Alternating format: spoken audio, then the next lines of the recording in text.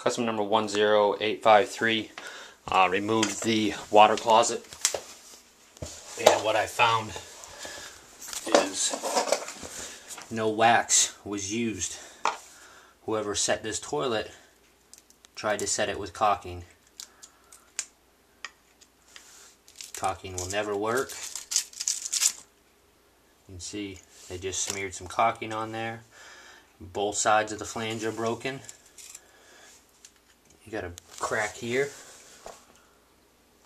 If you can see that, there's a crack here, and then it comes over and cracks here. And this one is completely separated. This is the side that was hanging up,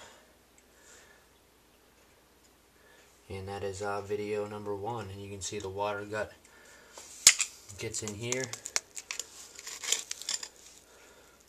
underneath this vapor barrier. It's all wet in here, goes right up underneath the floor.